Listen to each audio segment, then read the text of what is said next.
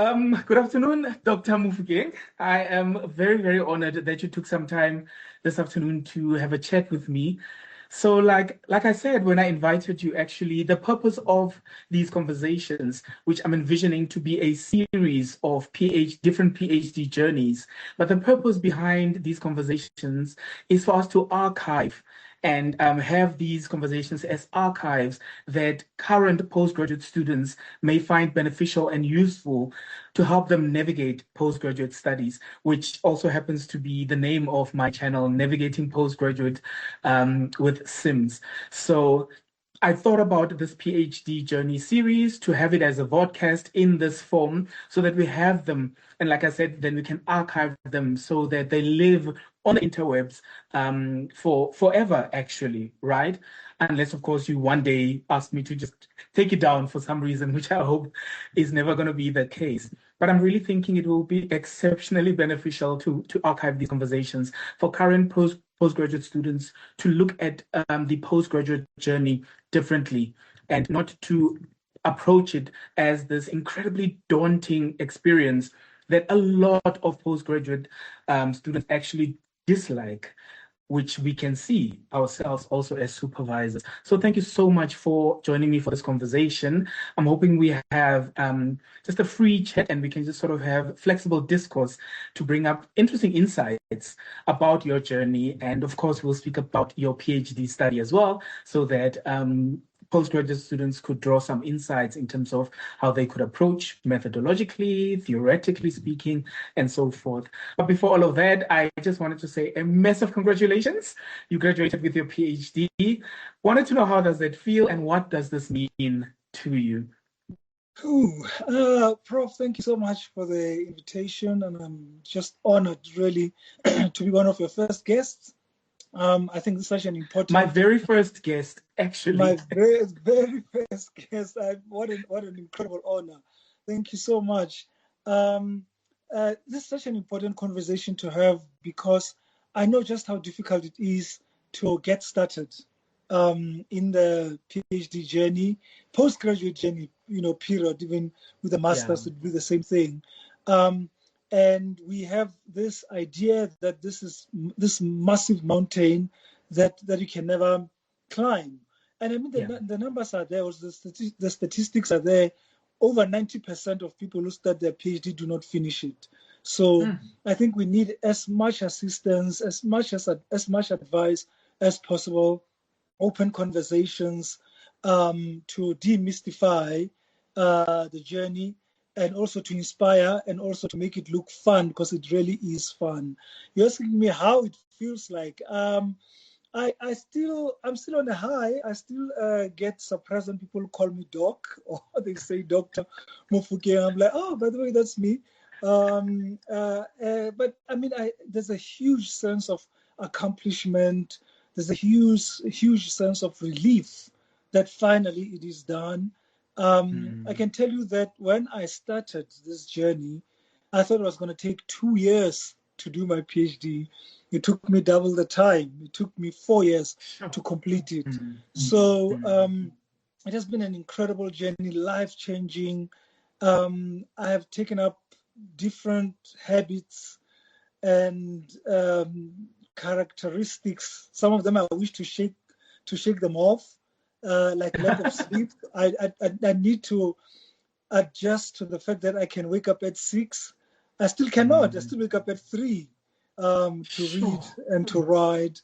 So life has changed, but I think it's for the better. I think, as they say, the early bird catches the fattest worm. So not really complaining. Yeah. Yes, indeed. You're the 3 o'clock one. I can never relate. I'm not even going to lie. During my PhD journey, I couldn't. People were advising me, sleep super early the previous days, then you can wake up at 2 a.m. I swear, Doc, I could never do the 3 a.m. things. So I absolutely respect people that can. I actually read about it in your acknowledgement section of your thesis when you speak about kicking the duvet, right? Or kicking the blankets at like 3 a.m. to wake up to write or read. A whole lot of respect to people who are able to do that. And one other thing from your acknowledgements actually was the fact that you you claim it, the fact that you are the most suitable person to have embarked on this particular PhD topic, which we'll get into later as well. Just why do you say you were one of the most suitable people to actually take on this PhD topic, which we'll be getting deeper into later on? What was it about you and the topic and the thematics that you say makes you one of the most suitable people to have taken on this PhD topic? Well, Prof, I think a lot of PhD people will tell you, or PhD holders will tell you that this was not their original topic. It's quite a few that come up with one topic and see it through to the end. This was probably my fourth. I mean, I tried fourth industrial revolution, I tried AI, I tried COVID, and then I ended up on Solplaki's journalism. And I'm saying that this was tailor-made for me. I was the best candidate for it because we're looking for somebody. The advice that we got from the experts in the field, Brian Willen, Prof. Brian Willen and Sabata Mpomokai, in a webinar told me or told us, the attendants, that there was a need for somebody to read Solplaki's newspaper, along with my supervisor, Prof. Lesley Lehlohonolo, and that indicated that the person that does this study must be fluent in Setswana. I later discovered that not only Setswana, but also Serolong dialect, to be able to understand the language and be able to actually, write the paper.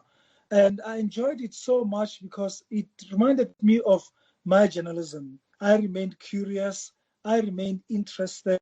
The stuff that I found in the newspapers, I was like a kid in a candy store.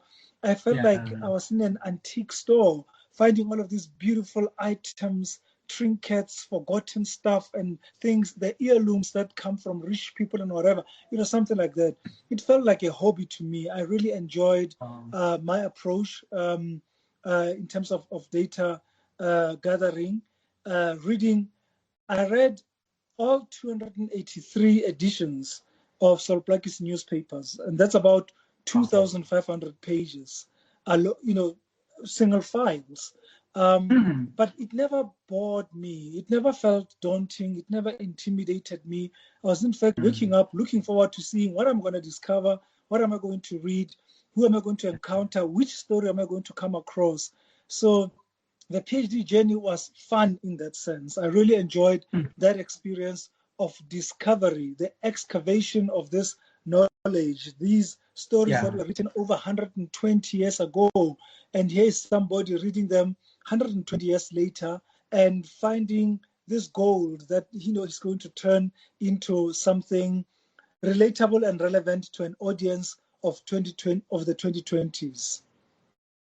Wow, that really is fascinating. And as I hear you speak, I love a lot of the positive framing that you cushion when it comes to this topic, right? That you incorporate, because I think I mentioned this to you earlier, that for a lot of PhD holders as well, we hear a lot of the framing is quite negative in the sense that people speak of this highly depressive journey, psychological burden, that things were just terribly bad and challenging throughout.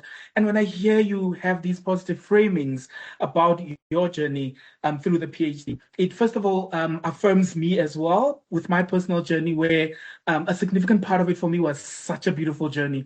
It was really so positive. And like you, I enjoyed my analysis. I enjoyed engaging the data that I engaged. So I'm just happy to hear that there are more PhD candidates that had a journey that is similar like this, so that it inspires potential and prospective PhD students to not run away, right, from getting the PhD, but also staying aware that it can sometimes get difficult, which I'm sure you also had your difficulties as well, things that we can touch on as well in this conversation. Yes, absolutely. I just wanted to also hasten to add that, yes, the majority of my journey was really comfortable, was really easygoing. I had a great time, 14 months of reading ancient newspapers. Was really a thrill. It became like a hobby to me. It didn't feel like work. But I mean, what's a PhD without real life challenges. I feel like towards the end of the journey, life threw a lot of things at me. And I think that that is part of the preparation. That's the part of the fire that you have to go through so that you can be this beautiful diamond at the end of the process. So towards the end of the journey, life did happen, but I survived. And I think a PhD is way more than just research, way more than just reading and writing and experiments and all of that. Life has to challenge you. Curveballs have to be thrown your way to make sure that at the end of the process, really, you're not the same person. No, most certainly. And I love why you used the sort of the analogy of becoming this diamond, right? Because I know with diamonds, you start probably as a lump of coal or whatever it is, and then you are put through a whole lot of, fire and so forth to become the diamond that you are. And for you as well, you did not start out being this diamond. So I would love to take this moment for us to go a little bit back, just to get to know, the person behind the title, the doctor title. You can go as far back as you can in terms of history, just to get to know you a bit more, to get a sense of who Lesley Mofokeng is actually, and the journey towards the PhD, especially the academic part of life. You can go as far back as high school even. Well, I was born in Katlehong on the East Rand, but I grew up in a place called Gelekspan, which is in the town of Ditsobotla in the northwest, where my grandparents were ministers of the Dutch Reformed Church. I actually wrote about their journey and their life, which was actually my master's dissertation, and it's now a book called The Man Who Shook Mountains. Thanks for the plug. And then from there, the family moved to Mofokeng, to the town of Mofokeng, where I did my matric at ZM Seatlholo High School. It is in a village about 16 kilometers south of the town of Mofokeng. When I was at high school level, my English teacher, Mr. Amos Lesetedi, noticed that I was really great with creative writing, with compositions. I loved languages. I loved English. I loved Setswana. I loved Afrikaans. And then he recommended that I should rather go and study communications at the university. And that's what I did when I got to the Northwest University. And did my BA in communications, my BA communication honors. And then after graduating, I was recruited to join the Sunday Times internship program. That was my first gig. That was my first job ever. And I stayed with the Sunday Times for 12 years, learned a lot of stuff, really put my name out there in the South African media landscape. Gave me an opportunity to get into radio, television, all sorts of platforms as a journalist. But I always maintained that I was a journalist. I was nothing else but a journalist. And then from there, I moved to the City Press. So when I left the City Press, here's the interesting story about my master's journey. In 2005, my grandmother passed away, and her dream was for me to get my third belt, as she called it. And that meant a master's. So I felt so guilty when she died in 2005 that in 2006, I went running to Wits to register for my master's. In 2008, I dropped out of my studies because I was leaving the Sunday Times to go join the City Press. So 2009, I started with the City Press until 2014, and then 2014 to 2019, I worked for the Sowetan, and then we get retrenched in 2009. So that is 10 years after I dropped out of Wits. So I got to Wits in 2019 because I knew that I owed them some money. And I get there and they tell me it was just a small amount. I didn't expect. I settled it on the spot and I registered for my master's. So I really went back to finish my master's in 10 years after I started my master's journey. Wow. And then after that, 2021, I graduated my master's and then stayed on for the PhD. And then I graduated in December 2025.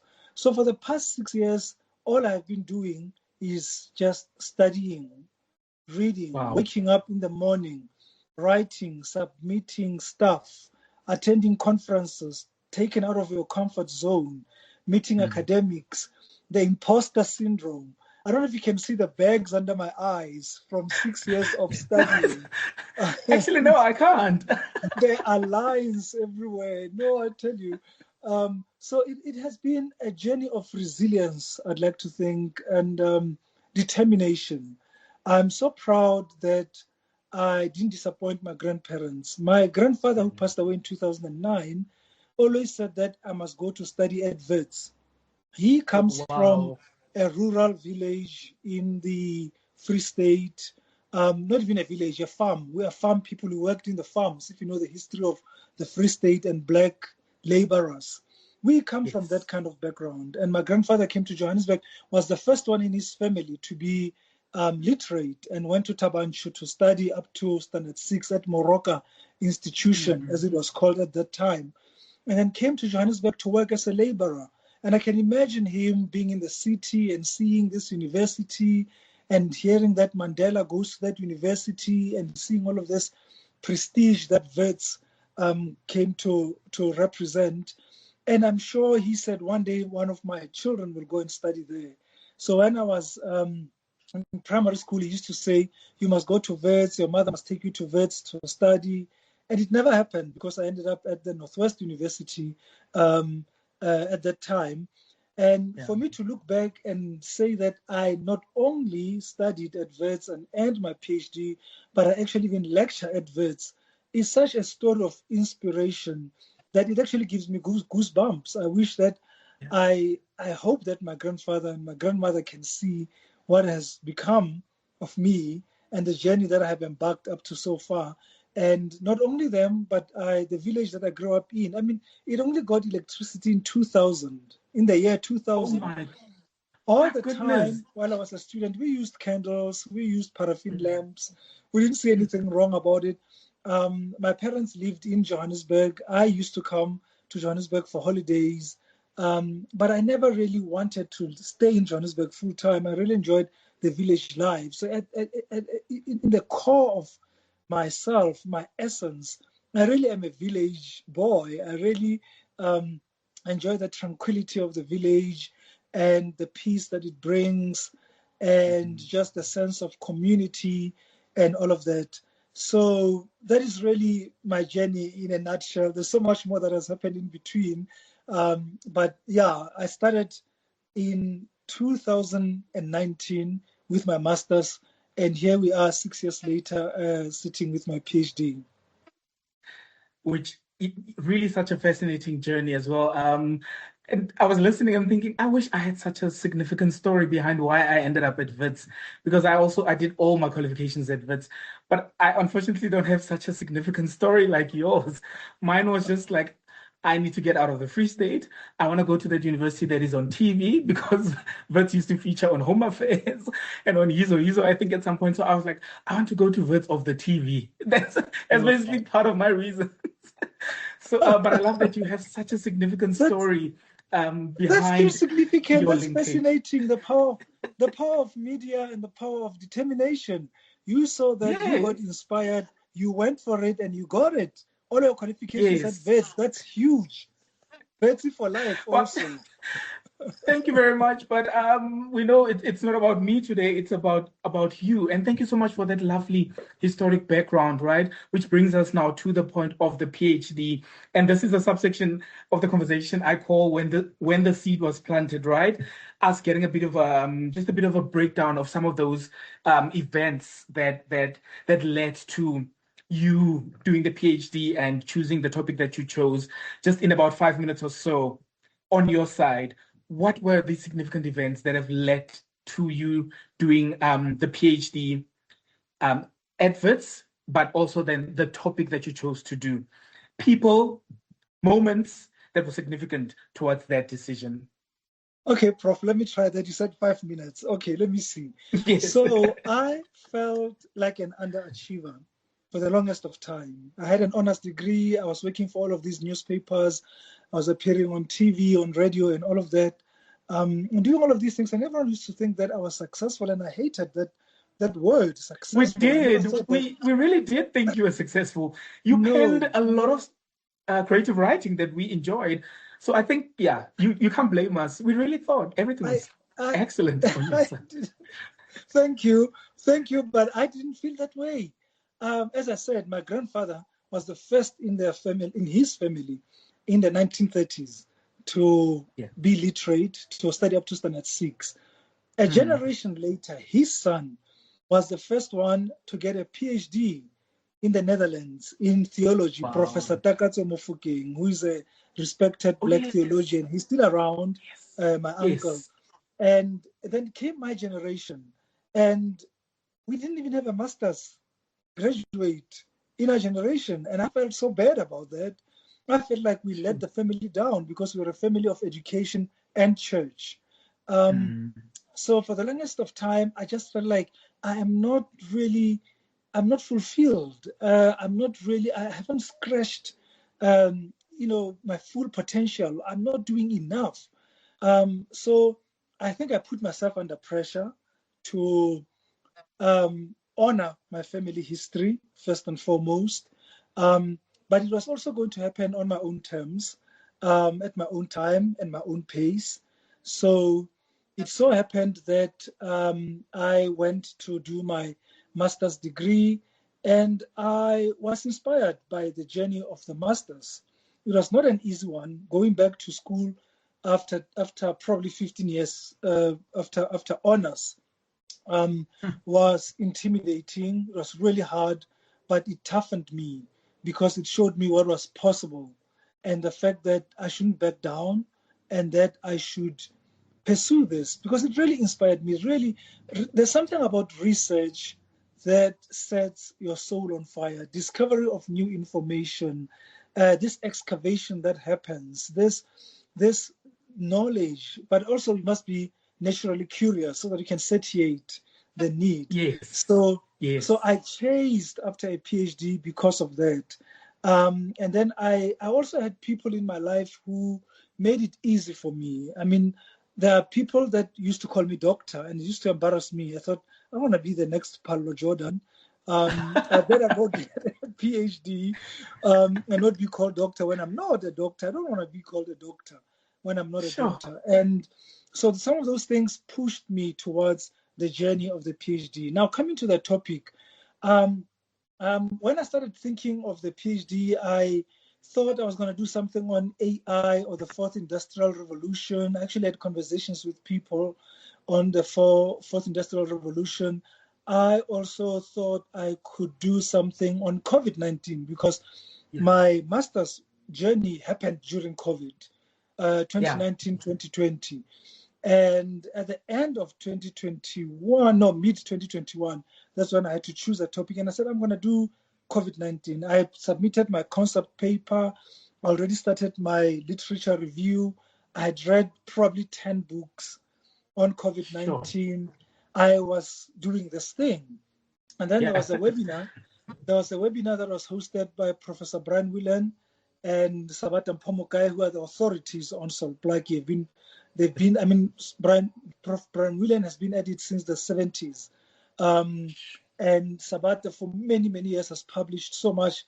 They are authorities. So they held this webinar at Wits. At the end of the webinar, I was very active in the webinar. I was asking a lot of questions because, by the way, growing up in the then Buputatswana, the Bantustan, the education curriculum, the curriculum there introduced Solplaki to us at primary school level. So we knew the name Solplaki, we knew superficially just the basics of Solplaki. So I was always curious about this man. I wanted to know more. I felt like I was cheated out of the real story of Solplaki. So any opportunity that came my way that had to do something with Solplaki, I was going to jump on it. So I was participating in this webinar. At the end of the webinar, they said, somebody needs to read Solplaki's newspapers. My supervisor, Professor Lesley Lehlohonolo, said nobody has actually done work on Solplaki from a journalistic background. We've had historians, we've had anthropologists, we've had people touching on the newspapers, but not really a comprehensive magisterial study of Solplaki's newspapers. And then they said the person must know Setswana, must be fluent in Setswana. And all eyes were on me. I just knew that that was my topic. So then I had to abandon this COVID-19 topic that I was warming up to and had already started the literature review on, and start afresh in November 2021. That's how I started my journey with this topic. That was hand to glove, or glove to hand. It was just, I mean, people are meshed with their topics sometimes. By the universe, by the creator, whatever force you believe in. And I think this is my story, that this topic was really tailor-made for me. I fell in love with it.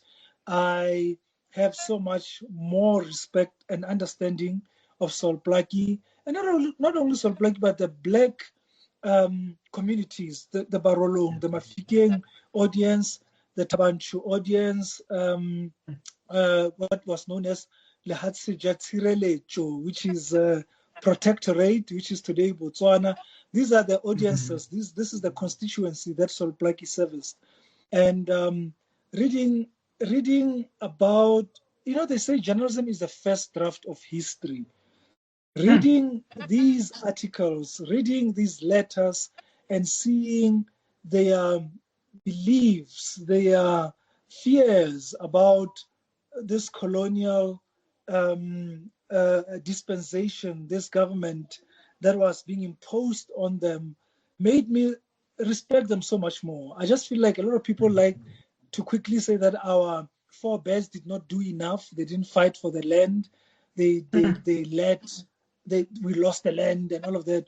But when you read these newspapers, when you see this first draft of history, you have a better understanding of the odds that they faced, but also their determination to hold on to what they believed they deserved, and their honor and their dignity, their boto, their nationhood.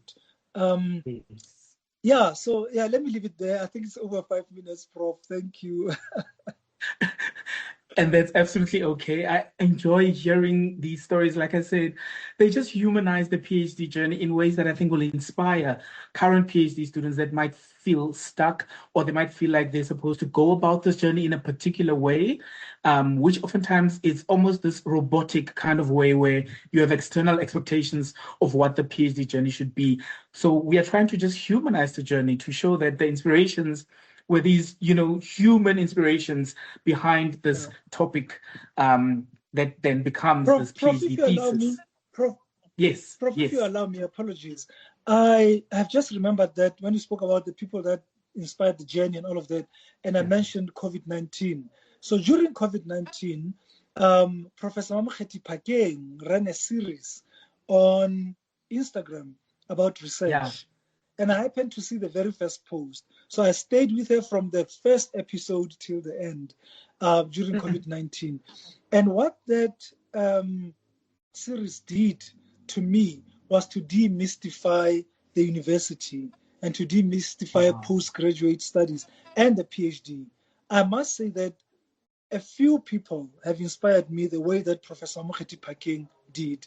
She might not know this, but I was one of those people who sat behind my phone or in front of my phone every Sunday looking forward to the topic of the week. First, it was to help me with my research, my master's research. And then she started talking about the possibilities in the university. What can you do? What's the difference between a professor and a doctor? How do you get to the professor level? And all of these things. And it just fascinated me so much that I knew that after I finished my master's, I was going to go for my PhD. So I'm mentioning this because sometimes people and students get so overwhelmed that they don't look elsewhere. They don't use social media effectively for their benefit. There are so many accounts that I follow on Instagram and on Twitter that are tailor-made for the PhD journey, that have helped me get to where I am. And it's in addition to what my supervisor is sharing with me. It's in addition to the books that I read in the library, recommended readings from other academics and fellow students and people just who are interested in the journey. But social media has so much power. I mean, for example, this podcast with Prof. Sims is an example of where you can turn to be inspired, to learn more about this journey that you are on, and find the positive. Because most of the time, I do see those memes, I do see those jokes on Instagram that can dishearten you, that can make you feel like maybe you're not doing the right thing, because they talk about how gloomy it can be, and how sometimes you should not be doing this, it's not for you or whatever. But you know what you want. You know the seed that was planted in you, and you know what you want to achieve out of this. So once you have your eyes fixed on the prize, make sure that what you consume also feeds the desire to get to the top. Thank you. I just wanted to share that. No, thank you very much, because the power of inspiration is really important, right? And sort of helpful, beneficial, positive inspiration. I, similar to you, also used to tune into Professor Pakeng's Sunday sessions. There's another Australian professor, Professor Tara Brabazon. I absolutely love her podcast and vodcast series that she did. I used to watch a whole lot of series, and a lot of them were actually from abroad, which is why I actually felt like we need more local series of this nature, which is, which inspired my own podcast here as well. But yes, all that positive inspiration from people that have walked the journey before really, really does go a long way. I even, far from finishing, I used to watch videos on what do examiners look for. Like, before I even finished, I used to just watch those sort of inspirational videos just to ready myself mentally for some of the expectations on this journey, right? While not losing the sense of being present throughout this journey, right?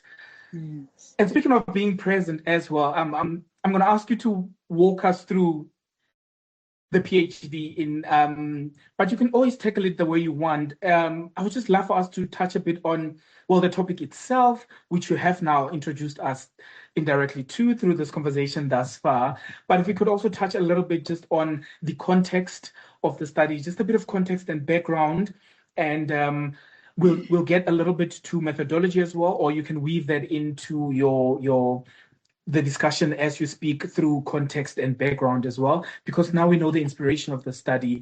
But if you could spend a few minutes, Doc, just to speak through the topic, the context, the background, and a bit on methodology, if you don't mind. Thank you, Prof. So the topic changes. I'm sure you've seen this with your own studies. So towards the end, my supervisor thought it would be smart to have something snappy and catchy and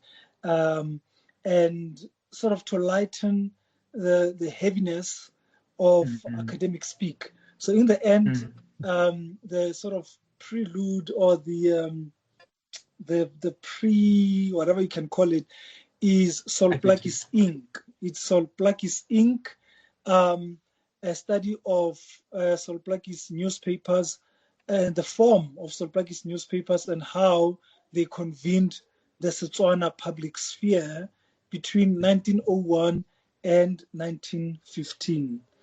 So the idea, as I said, was to study Solplakis newspapers. So one of the theories that I leaned on was the theory of form. Form means the practical way. How does the newspaper look like? How does it carry the message? How does it carry the content? The use of headlines. Are there images? Advertising or advertisements? The layout, the design, just the structure, just what it looks like. That's the idea or the theory of form. And then the bigger idea, the bigger theory also that I focused on is the theory of public sphere. So if you know anything about the public sphere, you know that it's about Jürgen Habermas, who spoke about the public sphere, the place where there's critical debate for democracy, and the debate happens in these coffee shops and salons in Europe. of the 1800s and all of that. There are people who have come out to criticize Habermas and his framing of the public sphere. People like Nancy Fraser. And equal citizens always comes up, like this notion of equal citizens getting to discuss, but we know all the biases involved. Exactly. It's not so equal. Sorry to cut you there. And that's the point. That's the point Nancy Fraser makes regarding women and the exclusion of women. And I mean, it's such an easy theory to use when you study in the post-colonial sort of line, because that's where I am. And when you look at how Africans were excluded from democracy, there was no franchise. At the time of Sol Plaatje, during the days of Kuranta Botswana, Tsalea Botswana, and Tsalea Batho, the three newspapers, he was based in the Cape Colony, and Black people could vote. Black people had the franchise, which was obviously conditional. It was not the democracy that we know today. You had to have certain things to qualify for the franchise. But the rest of the country was not voting. Transvaal did not have the franchise. Free State was even worse. So when you look at those things, it's so easy then to apply the idea of the public sphere and how Habermas, then you can see all the holes and you can apply it to understand the idea and the concept of the public sphere in the context of South Africa. There's also a theory that I came across earlier in my studies, but I forgot about it, and later on I went back to it. The theory of Afrocentricity, as espoused by Mulifikete Asante, who talks about how African agency has to be front and center. When you talk about African history and African politics and all of that, find the agency. What did the Africans do? And you see this in the letters to the editor in the newspapers. You see this in how the news stories are framed, the columns are written, and all of that. And I felt it was such a perfect fit for my study. So those are the major theories that I used. And I also, obviously now talking about the methodology, I mentioned earlier on that I read 283 editions of these newspapers. The newspapers were printed over. See why the archive. Now we can see why archiving and the archives are so important, actually. Well, here's my story of the archive. So when I finally decided that I was doing the Sol Plaatje newspapers, I had obviously planned to go to the Bloemfontein archives, to the Cape Town National Library, Pretoria National Library, and find all of these editions because they were scattered all over the country. At least that's what I thought, or all over the world. And then a few months into my study, there was a presentation from a company called Newsbank that also includes Redex. And they presented the newspapers, that they've got this archive of newspapers of African origin. And I didn't think that Sol Plaatje would be in there. I just thought there's no way. I still have to travel. And then lo and behold, I opened the website. There we have about 87 editions of Kuranta Botswana, over, I don't know, almost 200 editions of Tsalea Botswana and Tsalea Batho. And that saved me a lot of traveling, a lot of expenses. Because all I could do was just sit on the website, download a page, save it on a folder on my desktop, and then read it. And that's really what happened with me. So as you can imagine, I said 283 editions. In terms of pages, we're looking at over 2,000, probably 2,500 pages that I read from front page to the back. All the adverts, all the stories, make notes of everything. So if you look at my desktop on my laptop, it's just littered with these folders of the newspapers over 15 years. Although there was a gap, the archive is not obviously complete because there's a gap between 1904 and 1909. But the editions are not that many. I would put it at about 50 compared to the 283 that I read. So I've recently found 1904, thanks to Professor Brian Whelan, who went to a School of Oriental and African Studies, or University of London, one of the two, I can't remember well. But he found that the 1904 editions have been digitized and he could download them on a memory stick, and he gave them to me. So as I work on my monograph, I am intending to publish my work as a monograph. I will include 1904, and I'll have more to say about the newspapers. And these newspapers, because it is an academic study, but when I talk to people, they are very much interested in knowing how the world was like back then, and what these ancestors of ours were writing about, what they ate, what they wore, how they spoke. The language of Setswana itself, as I said, is a dialect of Serolong. So I remember coming across this word chwe, but it was written Coe, and I read it as kwe. And I was just like, what can be kwe in Setswana? And I looked at it again. Is it closer? Is it kwe? I was like, there's no way it's a click. And then I think when I encountered it for the fourth or fifth time, I realized it's that tswe. So yes, in Setswana, normal Setswana, people would say tswe for please. But in Serolong, it has that accent, that chu. And Solpagi represented that as a Coe, chwe.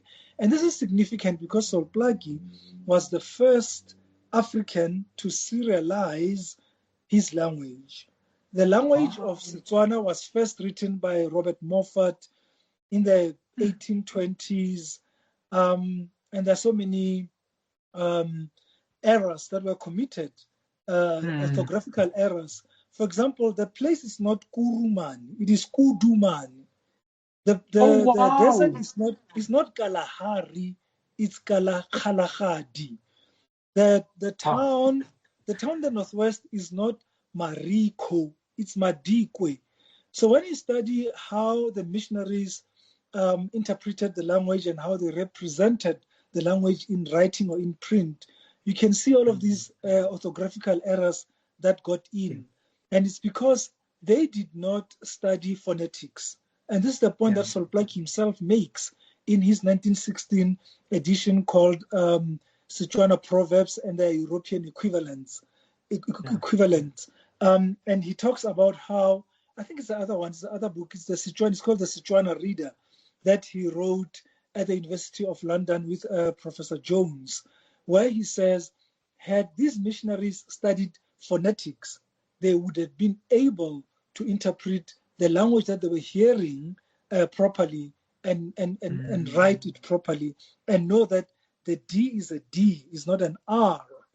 So I thought that was really fascinating, and I love the fact that I get to see the first draft of the language and how Emorolong would like to represent his language, Serolong, in his own way and correct what the missionaries got wrong. And there are so many other things I can talk about, Prof. I mean, if I were to talk about the themes that come out of these newspapers, I mean, I'm sitting at over I do. Yes, I would love us to talk about them, because you had several lovely, interesting themes. There's stuff on protest, there's stuff on humor, there's stuff on the social history. One of the favorite columns that I read, or I used to read, I still visit the newspapers even to this day, is called Maronopo Atabanchu. So to Ronopa, I make the connection that it is to sort of gather these things and put them together. And in this Maronopa Atabanchu, you get a sense of a town, the town of Tabanchu, as is it a citadel, of knowledge and vibrancy, and people who go to concerts, who go to tea meetings, they call them tea meetings, who go to church, who attend concerts, who attend concerts, and the kind of music that they listen to, the kind of food that they ate. There are even recipes that are published in these newspapers. There's even tailoring, how to design a blouse. This is towards the end, like 1914, 1915. The newspapers cover all of these elements that we take for granted today. But the one thing that I want to say about these newspapers is the fact that we should never think that we are the first people to do a lot of things. History repeats itself. History is alive.